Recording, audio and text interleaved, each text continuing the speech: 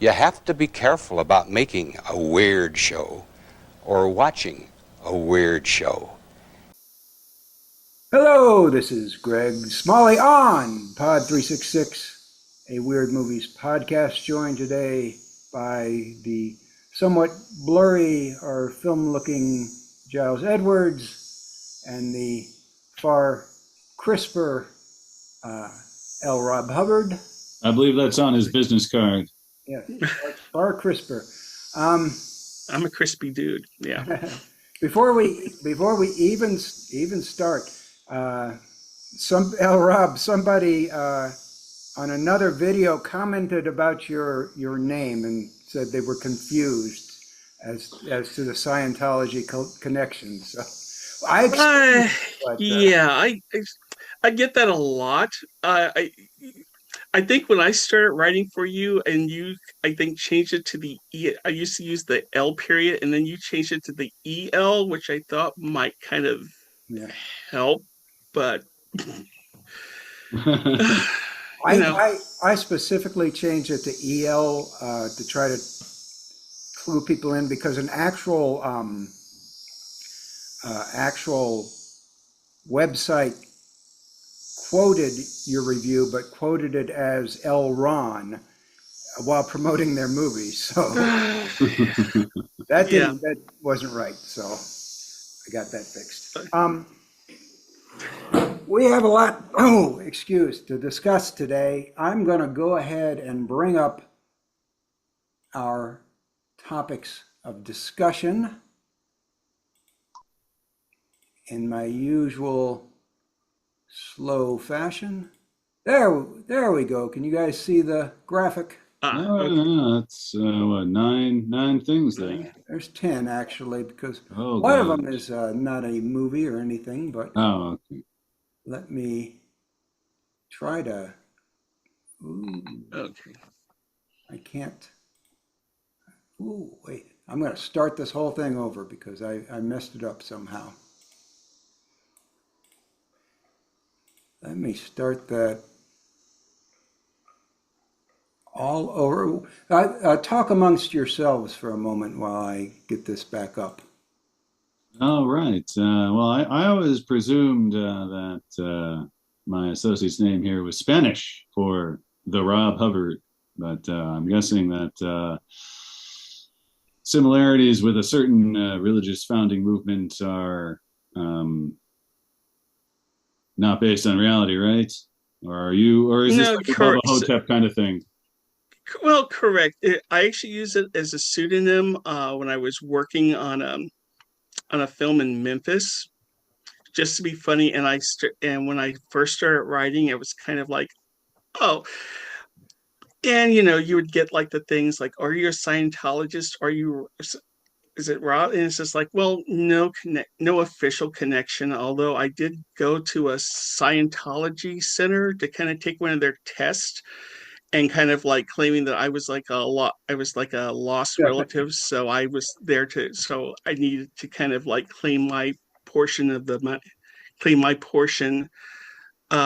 church funds. And Scientologists don't really have that greatest sense of humor. Yeah, I remember an informative South Park episode some years back. That certainly was very indicative of their lack of sense of humor. I believe all the credits were Jane Doe and John Doe for every single one of the... Okay, well, so now we have lost all the Scientologists in our audience, which is fine. Right.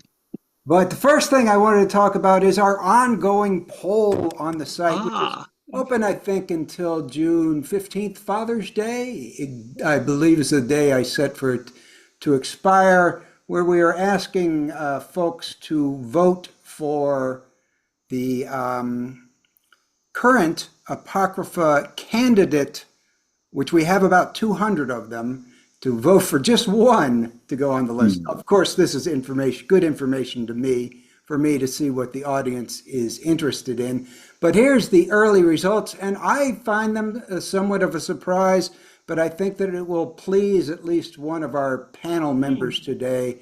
I've listed only the ones. There ended up being 40 that people nominated in the first phase, And now the voting is officially on at 366weirdmovies.com. But the one that people have voted number one so far is a surprise to me, on the Silver Globe. Wow. I expected the current number three, Everything Everywhere All at Once, to run away with things, but it's only at number three with 10 votes. Well, and I'm thrilled to see that 4 other people have seen Hard to Be a God. I'm surprised. I haven't voted yet, so I was kind of curious to see what Southland Tales might fare, but and that's got 4 votes, but I know. I thought Southland Tales would do better than it has. And Raggedy Ann and Andy, a musical adventure with 11 votes, is a shock. I think it's an anomaly. I think somebody accidentally was able to vote for it multiple times, and then other people saw it on the list and started voting it up because it sounded cool. I don't know. But that's a real shock to me that would be number 2. Is that available even? I think so. I know that there's a tape. I'm not sure. I think it made it to DVD, but if it did, it's probably out of print. But who knows? This could be the start of a new trend for Raggedy Ann, for the Raggedy Ann It could be the franchise revival of its cult. On the Silver Globe,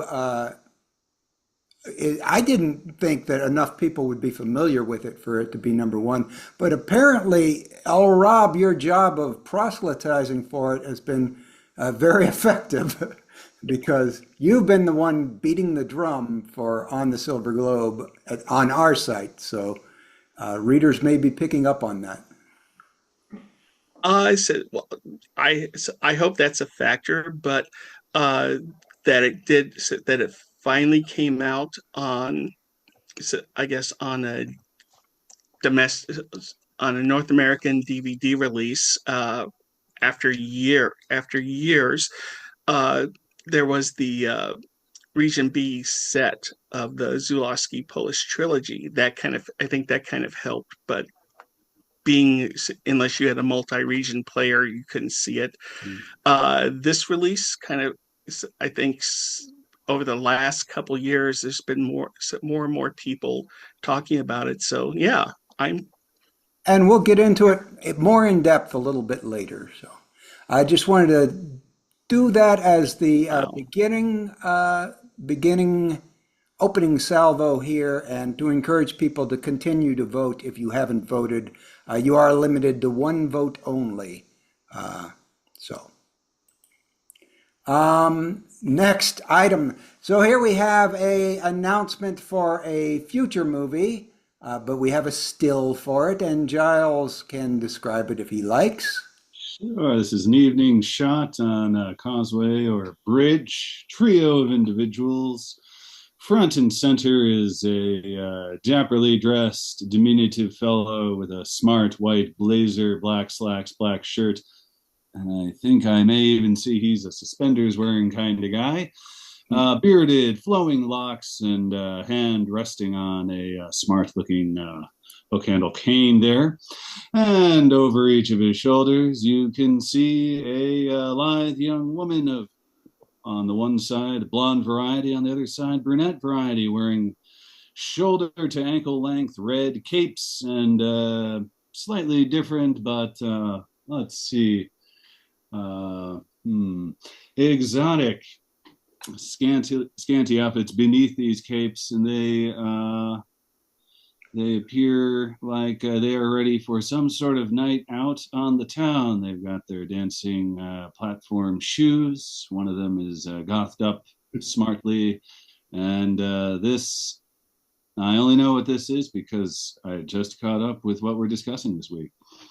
And it is Dictos, of course. Those would be lesbian vampires. It is a forthcoming movie from Lee Demarbe, whom we interviewed probably last year about about all his movies, but specifically about his latest release, which was Enter the Drag Dragon, a drag queen kung fu comedy. He makes movies with budgets that Troma would find vastly not enough, vastly insufficient. Very, very cheaply made movies with, they get as much production value as they can, but the actors are all on basically a volunteer basis. They are zero budget, micro budget comedies. Most famous one he's done is probably one of his earliest ones, Jesus Christ Vampire Hunter. And they all tend to include kung fu and a lot of absurd humor. This one he teased when he was talking to us about Enter the Drag Dragon. There's kind of a throwaway joke at the end about a character with dicks for toes, and this is his spin-off feature movie. Any thoughts, guys? I just love it when any creative type pulls the trigger on a throwaway bit of nonsense. So, okay, Rob, any thoughts? I totally overlooked. I got the link to it, and doing the research just kind of totally spaced it. But I've seen Jesus Christ Vampire Hunter and love it. And I guess if those are lesbian vampires, he seems to be kind of going back to his early roots.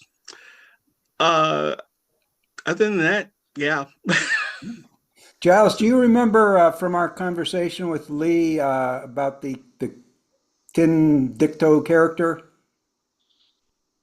Just barely. I was there like a bounty. There was like a bounty hunter or something like that. It was just a throwaway comment. Yeah, because I had I remember the plug for it, but it's about reading when I saw those in big capital letters on my tab when I opened the link. I was like, oh yes. Yeah. This is and was and will be a thing. So that will be out in 1 to 2 years. Something that's not quite out, but should be out soon is up next. A very simple still, which Giles may describe. Sure. Backdrop, ambiguous, green, not lush, but definitely green. Might be even describable as dry. Love the expression on this woman. Something like she looks slightly apprehensive, but also has a "what are you going to do about it" kind of thing going on with the play between her eyes and little smile. She is probably, at least in this scene, in a position of control in that from her extended right arm pointed squarely, I bet at some unsavory character, is a nice silver tone revolver that is certainly keeping whoever it is at arm's length. Giving a hint as to the vintage of when this is set, the top that this woman is wearing is very much, century and a half-ish ago kind of thing you might encounter as a semi-undergarment, or at least, not the most outworn of chemises. So she is standing in the sun, pointing a gun at somebody, and golly, I bet they deserve what's coming to them. Okay. And we didn't get a clip of the star. This is Heads or Tails, ? Which we had mentioned before because it sounded really cool.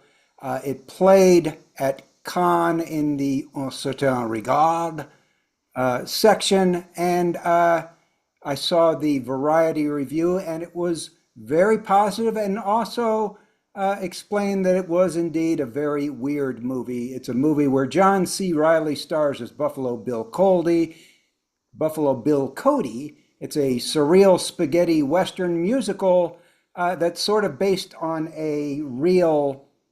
loosely based on a real event when Buffalo Bill Cody and his troupe went to Italy and engaged in a competition with some local Italian cowboys. It's based on that, and it's from the filmmakers behind a movie called Tale of King Crab. This is their second feature. We never saw a Tale of King Crab, but does not have a distributor yet, just finished its con run, so I expect that something will be coming soon, but we'll be looking forward to that one. Does anybody have any comments on that before we move on? I got the link to the Variety article. I seem to recall mention of it like a week or two earlier. I was seeing a photo of John C. Reilly as Buffalo Bill.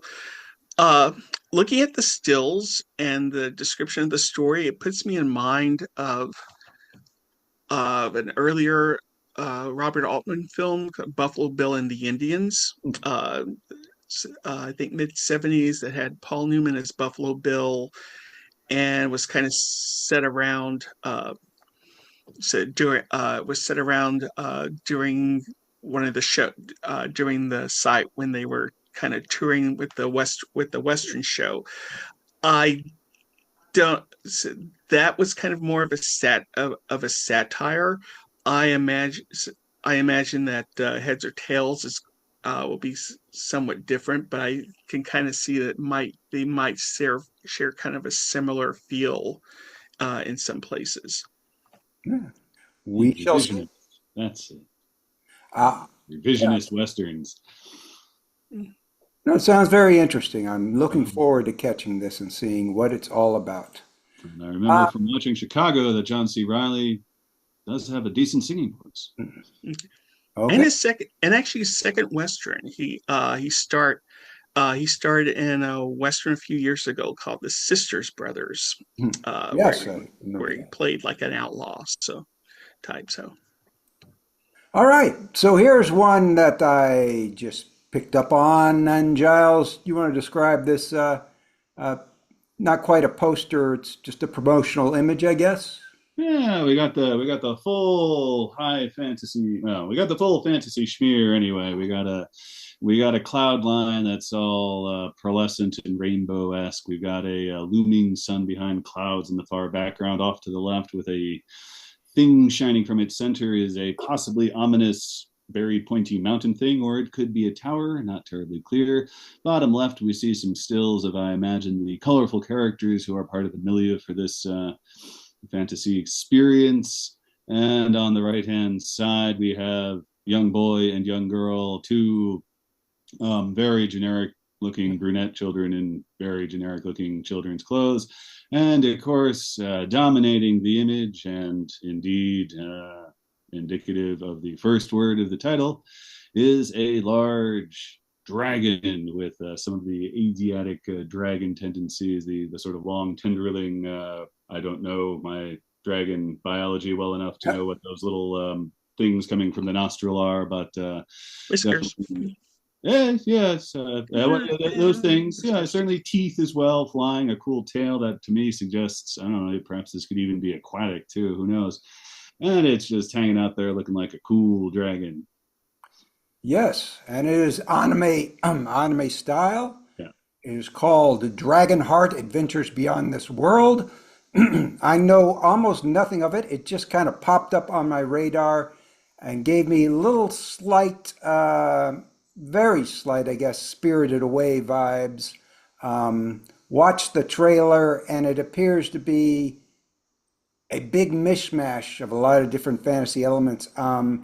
It is about two children who I think die and then go to the afterlife.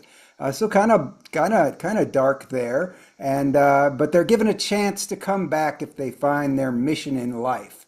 And watching the trailer, the afterlife thing, curiously to me and kind of intriguingly, seems to mash up kind of ideas from Christianity and Buddhism and Hinduism all together into one kind of mishmash afterlife.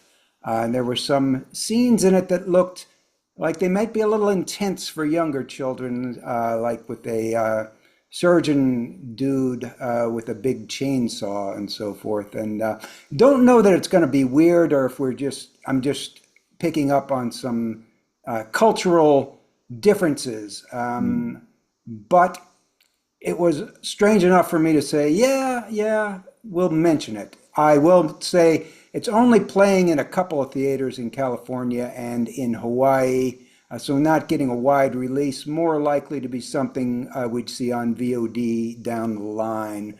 So guys, any thoughts if you watch the trailer? I watched the trailer. Actually, I found the Japanese trailer. The English dub, uh, it makes it makes it seem like it's kind of a light adventure, and I guess judging from this still, that's kind of how it's being sold.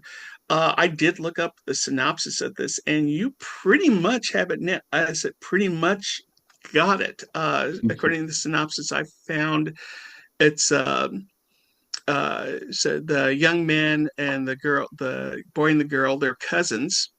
Said they go on an outing. They go on an outing, go swimming, and and they sink to the bottom, and then they find this mysterious old man who tells them that they're already dead, but they have a chance. But they have a chance to be able to get back to the land of the living. So basically, they're in hell and trying to get back. And some of the, I guess, adventures, like the guy with the chainsaw, is just some of the denizens that they encounter on their way back. So Trials. it's a little bit dark. Well, most anime, it's a little bit darker than how they're selling it, but I was intrigued. Yeah, I unfortunately only stumbled across this link moments before I joined the meeting because I was looking for the invite and so, oh, shoot, there are 3 titles there. Anyway, but I do love this line on the website. There are as many hells as the number of mistaken minds. How many people do you think fall to hell today? And that's just something I don't normally see for a children's movie. So that's pretty cool. Okay, so I think we will perhaps check that out in the future. Let's, however, move on. Can you guys still see the graphic? Yep. Yes. Okay. All right, we have a new one, new movie.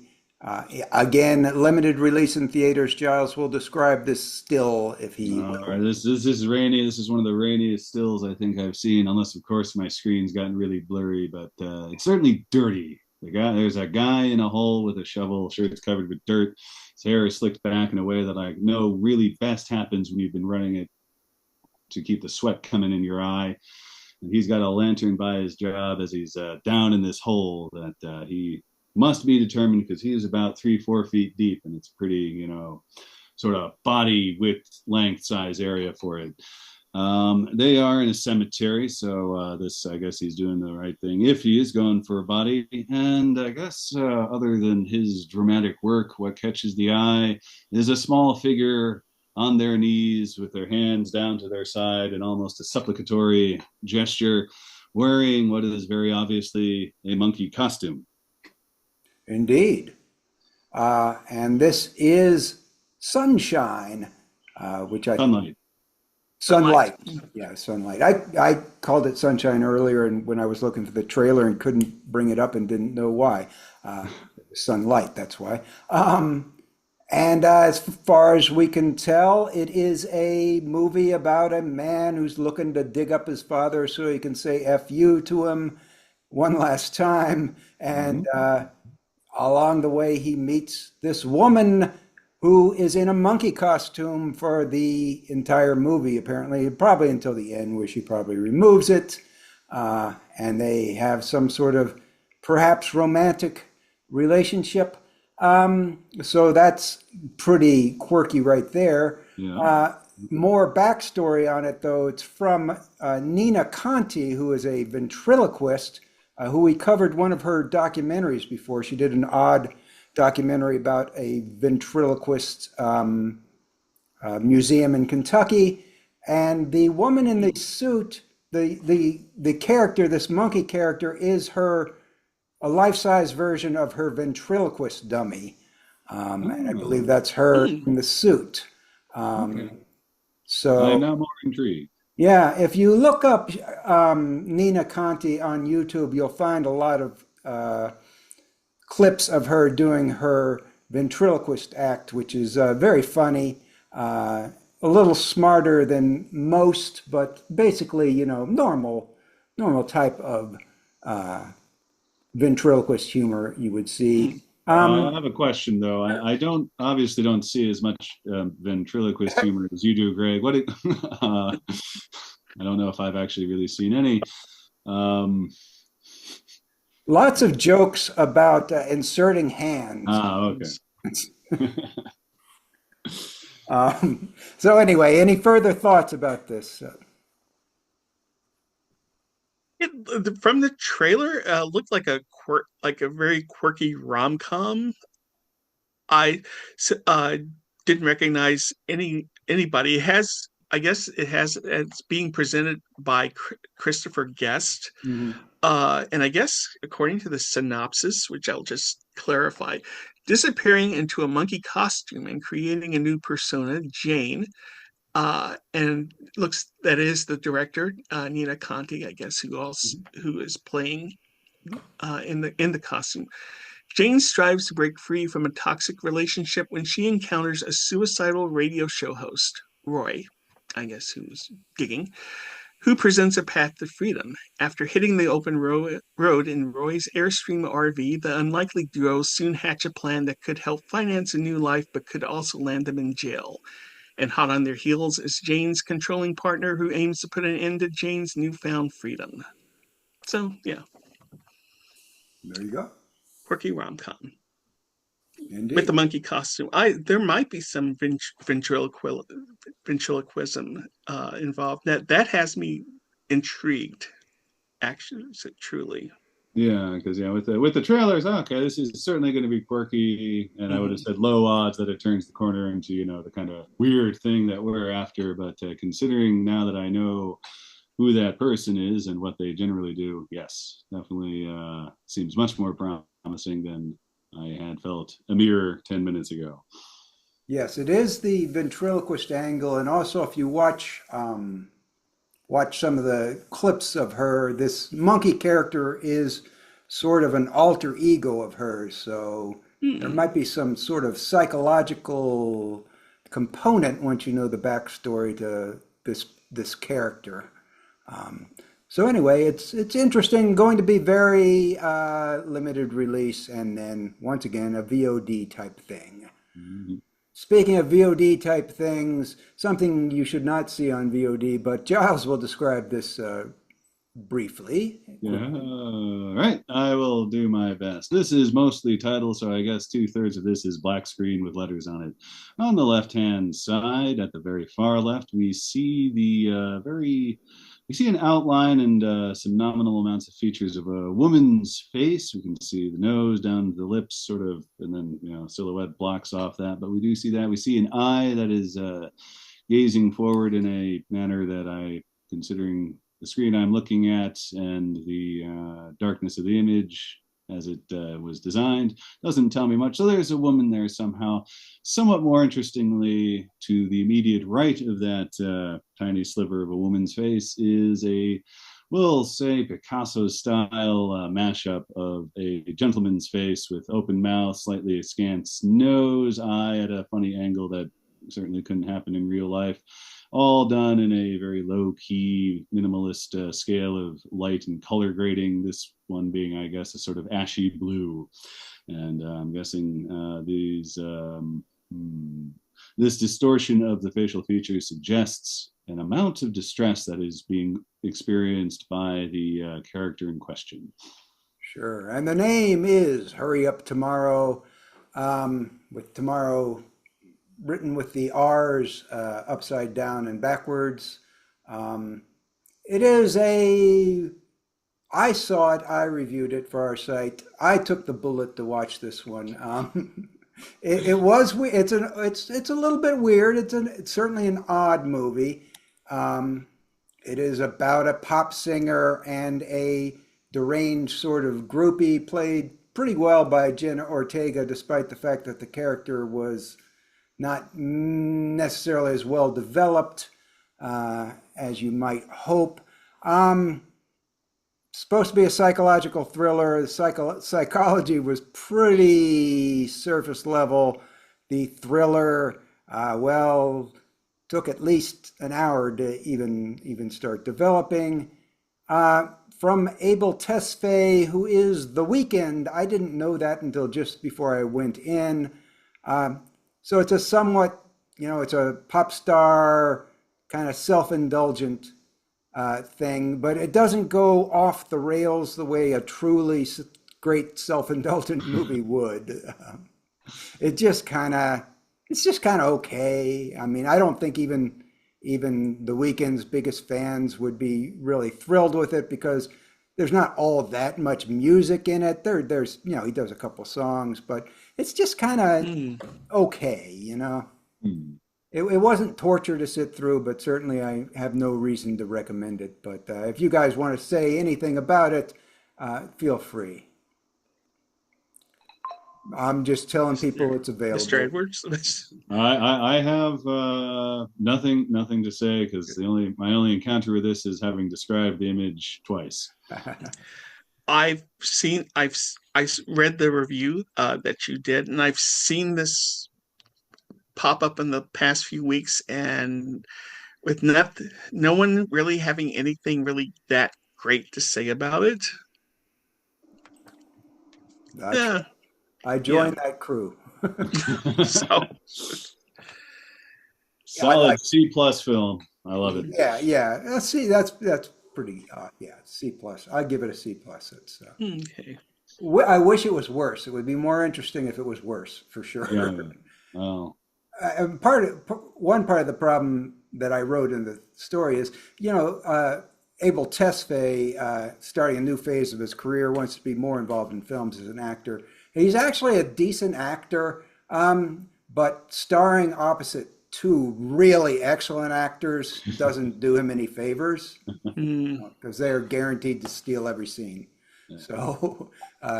So Jenna and Barry are both really good in it. Let's see, we do have enough time to mention this. We're into physical media releases.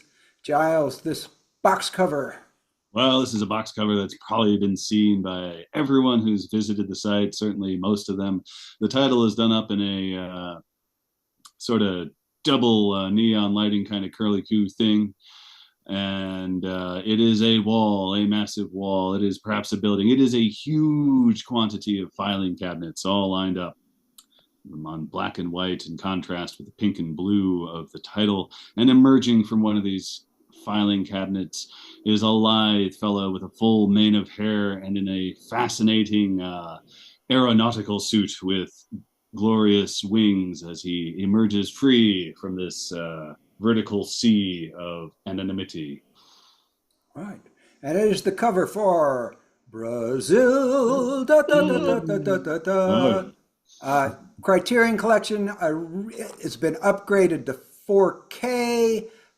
Supervised and approved by Terry Gilliam, but the disc is a 4K disc and 2 Blu-rays, one with the movie and another with special features. The edition, other than the 4K upgrade, it is identical to the previous edition. Mm-hmm. So you get things like audio commentary, a on-set documentary, some more documentaries, the alternate, the Love studio, conquers all. Yeah, the studio version, alternate cut. Yeah. Pretty much it's a straight port. Even from the Laserdisc, and when it went to DVD and then Blu-ray, they said pretty much have kind of kept everything, and same for 4K. But I don't really know how much more you could add. I don't know how much more you could add. Yeah, it is really thorough. Started other than Legacy, and so 4K, good, cool. Yeah. I mean, especially with the filing cabinets, this to me screams Steelbook, but I don't think Criterion plays that game. No, that would be a nice space for them to get into, I guess. That'll be for somebody will pick it up for next year. Do it Steelbook. Because these rights keep jumping around us. Like with Brazil, I've noticed they've gone in and out of Criterion for forever. So maybe. So this one is strictly for 4K completists who want to upgrade it. Of course, I'm sure we all love Brazil. It's probably one of the best known movies that that we feature. Probably would be in people's, I think if we had a poll, and we did have a poll, but probably in people's top 10 among weird movies of all time, Brazil.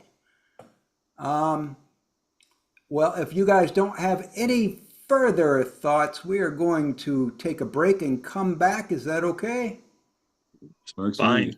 All right. And when we come back, we will start off by discussing On the Silver Globe in a little more detail. So we will see you guys in just a minute. Of course, no time will pass for you, but we'll have the chance to visit the restroom. So back in a second.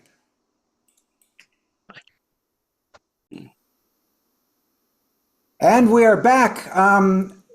After we got off, we added a little bit of commentary that I think we should repeat for the audience when Robert mentioned that, you know, we have these, we discussed a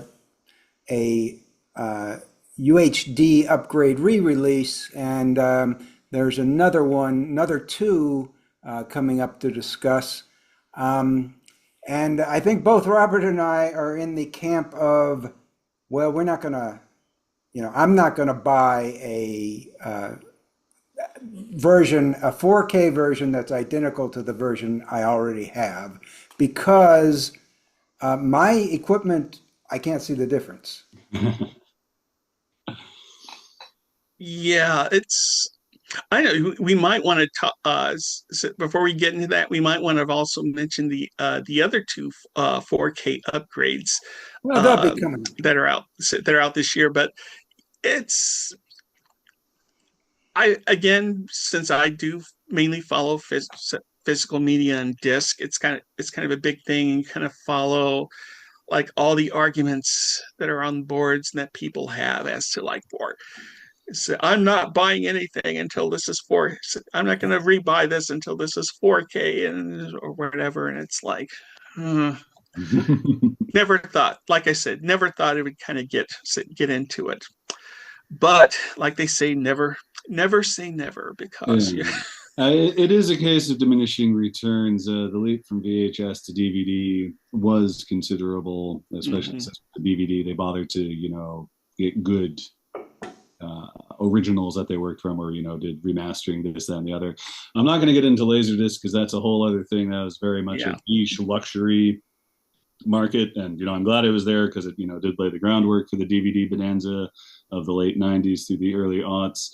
Then DVD to Blu-ray was another jump, but it was much smaller than the VHS to DVD. And similarly with Blu-ray to UHD 4K, that is another clarity jump if you've got the stuff for it. A few years ago, I got a refurbished 65-inch screen QLED thing, not for watching movies, but because I fell neck deep in a console gaming franchise that I kind of wanted to see nicely. I had an old plasma thing that was an original plasma-esque that meant it doubled very nicely as a space heater.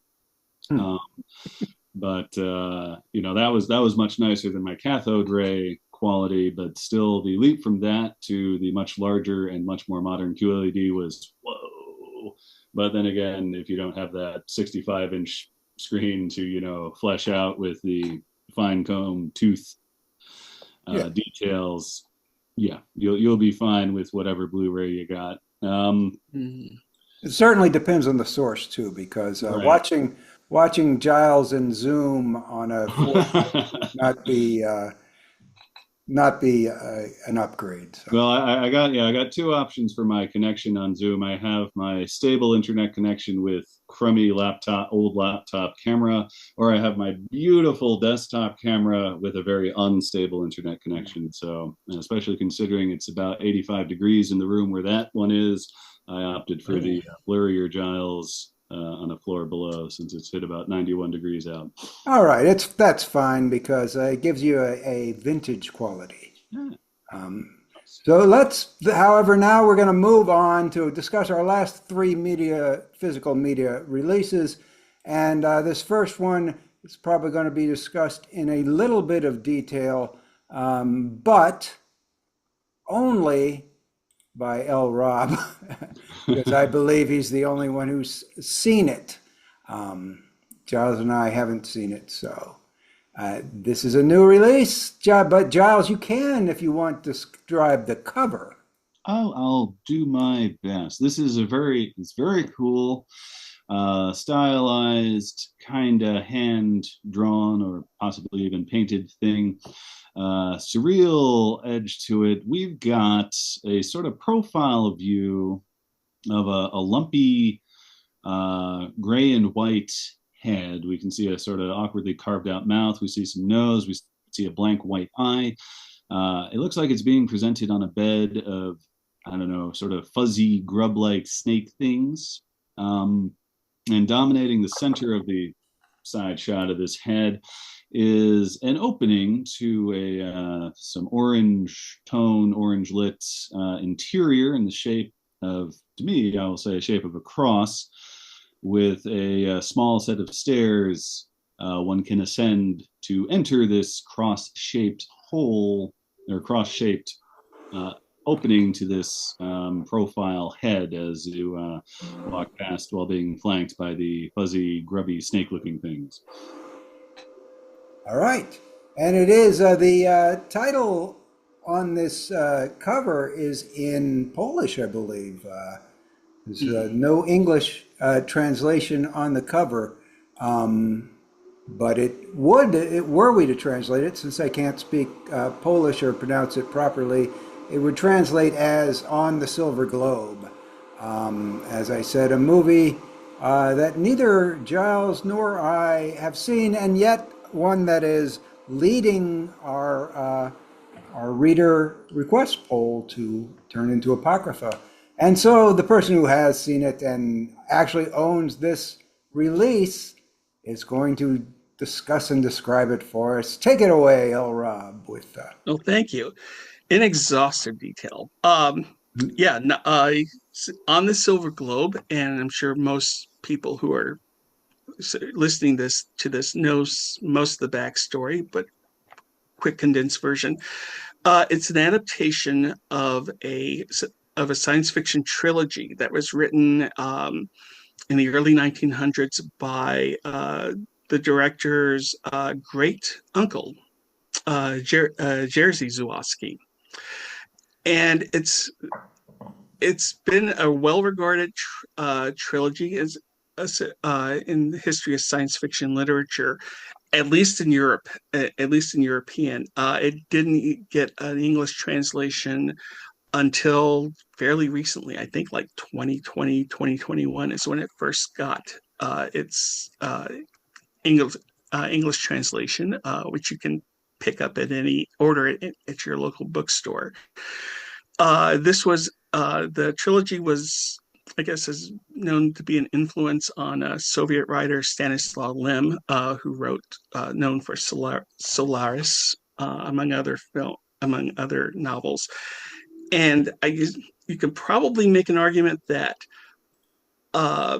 you can, once you see it, you can kind of see its influence through most of the European science fiction of the time, including like Tarkovsky's adaptation of Solaris, and up to the recent version of Hard to Be a God. This has been Zuwalski's kind of been the director. Here in the U.S., it's more of a cult figure, and mainly for Possession is his best known film because it's in English. So it's in English and whatnot. On the Silver Globe is part of what people refer to as the Polish trilogy, which is his first two films that were made in Poland. His debut, Third Part of the Night, followed by The Devil, and that film is what got him kicked out of Poland for the first time, and he went to France, did a film the most important thing, Love, which was a hit, and got Polish officials to invite him back to Poland to make a movie, and he decided that he wanted to adapt his great uncle's trilogy, and more to that. But for the longest time, you really couldn't get a decent copy on home video. I think like in the late 90s, there was a DVD release, but it wasn't a good transfer. Very muddy. Despite that, I guess if you grew up in the time where you were kind of like had to see things on tape bootlegs, not the best quality, but you can kind of discern the strength and power of the film. And as far as like DVD, so Possession was like the one film that you could get of his. And then this company called Mondovision, about like late 2000s, they started issuing Zuwalski's films. First of all, the films he did in France, The Public Woman, L'Amour Brock, and several others. And pretty much Mondovision has been the only company in North America that has like focused extensively on just releasing his films. And the Polish trilogy was, I guess, rumored to be ready for release like about 2012 or so. And then Possession came out, I think like 2014, in this gorgeous box, which people flipped over, but you never could get. And the others were like mentioned that they were in production, and what held that up is that the elements weren't in good condition, and the Polish government really weren't that hot on trying to reissue them in any of Zuwalski's films until like right before his death. He died in 2016. And right before then, he did his last film called Cosmos. And then there was interest in remastering the films, which I think the first one was remasters of Third Part of the Night and The Devil, and then Silver Globe. All of that. So all of that goes to like the past decade. So for at least a decade, everyone was wondering when is it coming out? What's Mondovision? Because you never did hear. Their last release was like 2017 of Zuwalski's film, The Blue Note, and then nothing. And then you didn't hear very much from them. And there are rumors that Mondovision had was dead. Other companies, before you could find like a version of Possession. Now you can find like many versions of Possession on Blu-ray and 4K, and many arguments over the merits of each. And you didn't hear anything until March, when there was a rumor on the Blu-ray forum board saying that you might want to kind of keep an eye out for some news. And so this was in May, Easter month, appropriately, when you got the announcement that that Mondovision was coming out finally with its edition of the Silver Globe. There it is. And this is the limit. This is the limited edition.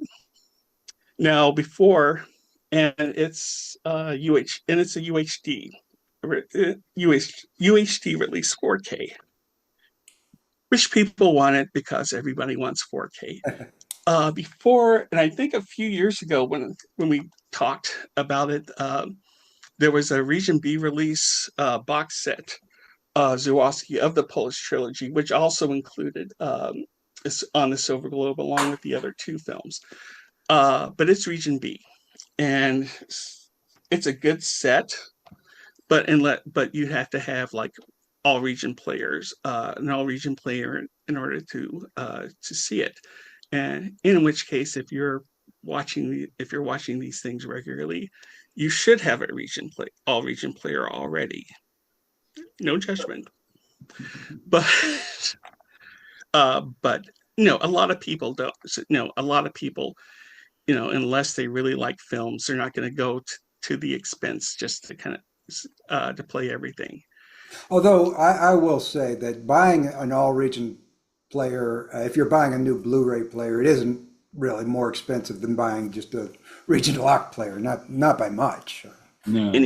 No, not anymore. I think when I got my all region player like 2018, I want to say 2018, it was like barely over $100. But at that time, like, you could get DVD and Blu-ray players for like $50, like for $50. But since I had like stuff from like all regions, it was like the best. It was sort of like the best thing to get because you could play everything except for 4K disc.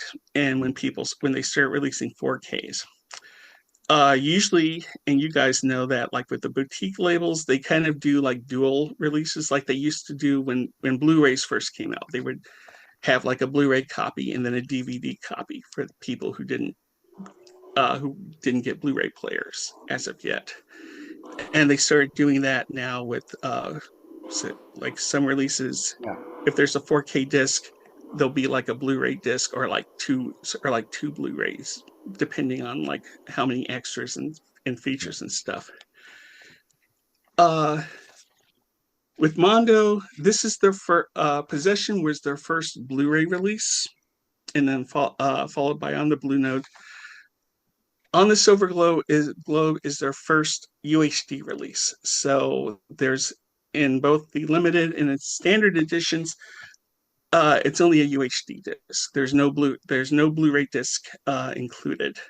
There is, however, if you get the limited edition, they do include a soundtrack CD from the music, which is like from his Zuwalski's normal collaborator, and I'm not going to pronounce his name because I'll mangle it now, but he did the music for Possession, Third Part of the Night, and The Devil, and the music is gorgeous. But you can get this Mondo's out in California, so you can order it. But to play it, you've got to have a 4K player. So, and I think we'll talk to that. You're going to start seeing more of the newer releases. Instead of going for the dual format, I think more of the newer releases are just going to be one disc, just one UHD disc. If you want to play it, you gotta upgrade. So yeah. This finally got me to pull the trigger on a 4K player, all region 4K player, because now you can play like literally anything, disc, files, whatever. So all right, that's good. I guess you're going to feel. Hopefully, you'll enjoy the 4K player if they come out with a standard Blu-ray version in a couple of months anyway, which they always could pull, right? Somebody will do it. That's the whole thing of licensing in 4K is such a jungle out there, because you have companies that have the Blu-ray rights, but they don't have the 4K rights. So other companies will release the 4K. I think we'll talk. You can see that when we get to talking about Alfredo Garcia. What we'll be featuring is the 4K release, but that's put out by Shout Factory. I think it's like Kino Lorber who still has the Blu-ray rights, and well, may as well spoil it now since I said it. This release of Alfredo Garcia, again, is UHD disc only. So, One more. Oh, yeah. So yeah, it's kind of a mess, and I think just for casual people, casual film watchers, um, I don't know how much they'll care about it. It's sort of, I mean, there are still people who are still playing DVDs. They're not going to care. They're not going to care that much. I think for like people who, I guess, who are film enthusiasts or cineasts, it'll be more of a problem. Is that, do I have to? I've got this Blu-ray machine. Now I have to get a 4K Blu-ray machine to play it. But then I've got to get to really see it, I've got to get a 4K TV, and all of that until we go up to like 8K or 12K or whatever. Yeah, it's not coming. One last thing on the Silver Globe before we move on. I don't think you did a really long history, but I don't think you actually addressed, unless I missed it, the question of whether this is a complete version, because it was filmed, the movie was filmed in two parts, 10 years apart, so it was completed later. Is the story complete? It's as complete as it's going to get. One thing to bring up with on the Silver Globe is that it's an unfinished film. When they were in production, and this would have been like 1970, I think, in production from like 1976 to like 77, roughly. It and Star Wars were shooting at the same time at some point, and Silver Globe production got shut down by the government. So there's a whole story about that. That story is probably more known to people than the actual film is. That is covered in a documentary called Escape to the Silver Globe. That was done like 2 years ago. It was on the Eureka release, and that documentary also is also on the Mondovision release, along with an earlier one that was done by Daniel Bird, who was an associate of Zuwalski's and Polish releases, if you'll like see him mentioned in commentaries. Roughly about 2011, when it was originally planned for release, he had done like a 45-minute documentary, which had where he interviewed Zuwalski and a couple of the crew people, the cinematographer and the costume designer, and they kind of went into this. Escape from the Silver Globe kind of gets even a little bit more detail about those circumstances. But what he did is that, like, roughly 10 years later, he was asked to come back to complete it. But costumes had been like destroyed. Some were saved, I guess. Some were saved, but were in bad condition. Actors had died. So whatnot. So they did come back, go back to Poland. But instead of trying to recreate the film, he basically shot scenes of contemporary Polish that have some connection to that has some connection, and he would narrate the missing scenes, what they were supposed to be. So in terms of being completed, it was. So for all technical terms, it's not like there's a director's cut and footage missing. The reason that footage is missing is that it was never shot. But even in this kind of like unfinished form, it's kind of it's like one of the first science fiction epics. I think if he had finished it, been able to finish it at the time. Uh,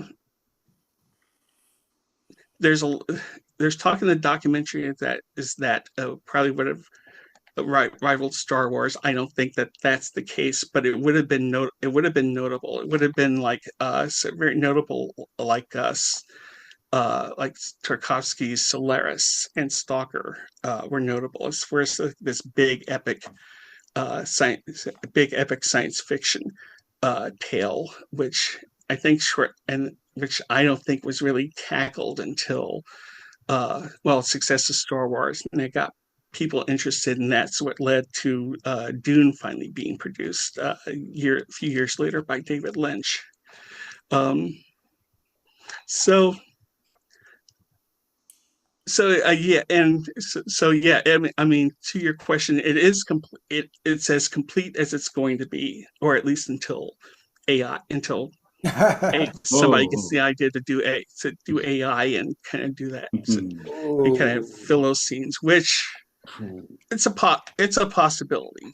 I don't think it's a good possibility, but it's a possibility.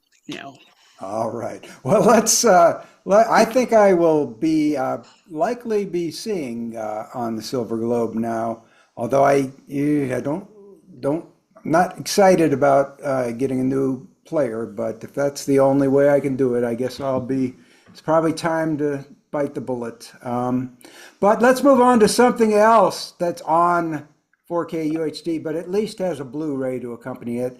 Like Brazil before, this is a Criterion upgrade. Giles, you want to describe this Criterion cover for us? Oh, why not? We have some bands admitting there's a very pop art, a sort of Warhol style pop art feel to this, with certainly with the color scheme, with some nice soft blues, eye-pleasing magentas, and everything very, very vibrant. It also has, what's the word I'm looking for? Not pastiche, but like when all you grab things from different media and, you put them together. Collage. Thank you.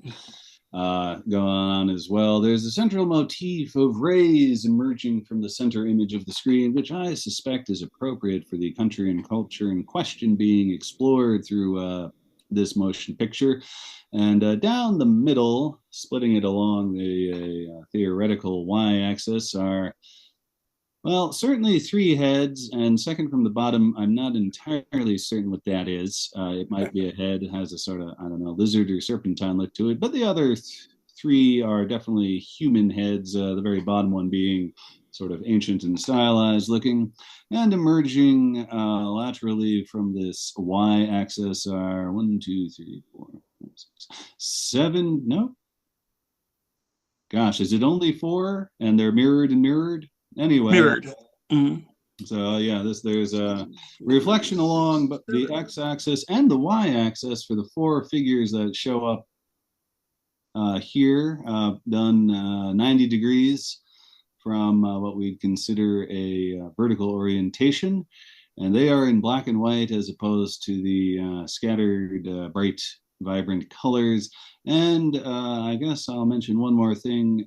Going either in the background or the foreground, midground, there is a narrow branched plant that is growing from the bottom of the screen and is done, shall we say, in a more conventional style of, okay, we are seeing a front view of the top of this sort of tree thing that happens to have all this other geometrically jumbled, although artistically jumbled, and human figures emerging from these rays that are coming from the where the X and Y axis would intersect for this particular image. Okay. Yeah, there's some kind of like a rising sun, maybe, that's something like that. hidden behind the collage. This is, well, all the 4 things described in the image refer to the 4 chapters of this life of Mishima. It is Mishima, A Life in 4 Chapters by Paul Schrader, now upgraded by Criterion to 4K. Once again, no changes, I don't think, to the edition other than the upgrade. It is, Mishima is a biopic sort of a stylized biopic, I guess, by the unlikely director of it is Paul Schrader, since it's such a Japanese movie, and I don't know that Paul Schrader has ever shown any interest in Japan outside of doing this biopic about a Japanese writer who's, not all that well known in the United States. He, Structure of the sorry. film, go on. Oh, I'm sorry to interrupt. No, he has. Actually his brother Leonard, he co-wrote in the early '70s a film called The Yakuza with Robert Mitchum. Uh, so so Schrader does have history and interest in Japanese culture Very good to prior know. to Taxi Driver when he's not. Very good to know because I associate him as being a very American director, very much focused on America. At any rate, the structure of this movie is it's basically illustration or sort of dramatized versions of three of Mishima's novels that are very stylized, but not really especially weird. They're, on stylized sets. And then the fourth chapter is the real life suicide of Mishima. Very, you probably want to see the movie to see it. Mishima, a controversial figure because he was a arch Japanese nationalist. Not really, I don't think, and Rafael Morea, who reviewed it first, didn't think it's a particularly weird movie, but it's weird adjacent, I think, movie, and a number of people have requested us to review it, which we did years ago. If you guys have anything quickly to say about Mishima before we go on to the last one, get it out. One of his better films, and the great score by Philip Glass. So, okay. The last one, I've included the back cover of this because it contains the special features listings. Giles, would you want to describe this back cover? Shouldn't take too long. Sure. This is a mountain of text, as you would expect from a thorough Blu-ray back cover, done over a color scheme of, I guess, sort of mud brick, alternated with a ochre sandy kind of look, but tucked away in this list of credits and don't pirate this and plot and Blu-ray features. We will see toward the middle of the image vertically and then on either side two of the main characters in this motion picture. We'll start on the right. And golly, this is, let's see, I wonder if I have a zoom on my screen. Oh, no, it's a seated woman holding a bouquet of flowers, I believe. Shoulder length hair, not much to read from her face, outfit, or position. And on the left is a probably more famous looking individual with slick back hair, sunglasses, a suit jacket that has seen far, far, far better days, looking altogether weary and warm and probably a little annoyed.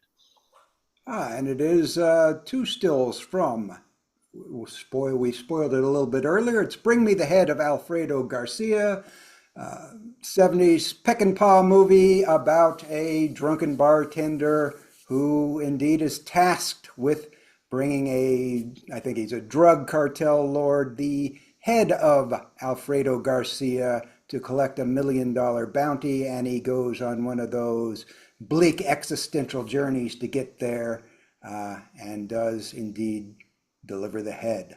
And then things happen. Yep. And things happen. Very existential, very bleak, a lot of fun. Not truly a weird movie, but an odd movie for sure. Unusual movie. Roger Ebert called it a bizarre masterpiece. So there you have it. You guys have anything to say about this film in our remaining 3 minutes? Yeah, I'll just quickly, Bizarre Masterpiece is pretty good. It is definitely weird adjacent because there's the heat coming from the screen gets onto the viewer, and there's a lot of conversation that gets into very moralistic and philosophical things about and in the company of a rotting head with various points of Warren Oates' character talking to it directly. So yeah, definitely Peckinpah's film is something that was worth our mentioning. Okay. Robert, 2 minutes. Pretty much agree with Giles. I'll say probably for its time, it might have been considered weird since it has Warren Oates talking to a rotting severed head. Probably what would have kicked it over into weird territory would have been if they would have been able to have the head talk back to him. Oh yeah, that would have been an interesting touch there. Yeah. Which the remake, if it was done now, they definitely would do that.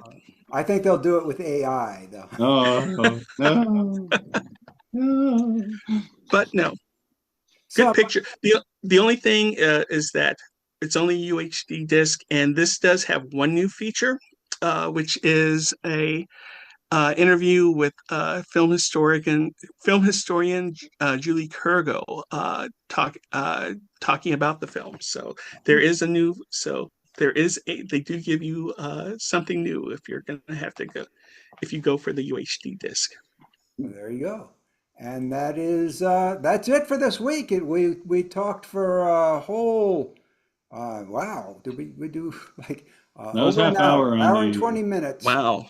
So I didn't think we'd go that long, but we did. Next week, no guest to announce. I am working on getting some guests to show up, but we shall see. Nothing to announce at this time. You can continue to vote in that poll to see which Apocrypha candidate you would like to see apocryphized at 366weirdmovies.com. Like, subscribe, and most importantly, watch to the end. We will have some new content also coming up this week and throughout the month from Penguin Pete Turbovich, some more 10 Weird Things selections on YouTube, which should be a lot of fun. So look out for those. Any final words, guys, before we pop out here? Stay hydrated, like, and subscribe. There you go. All right. Robert. Same. Okay. That's it. All right. See everybody next week. Thanks for listening, and talk to you later. Bye-bye. Weird. Yeah, I guess that is the word for it. Weird.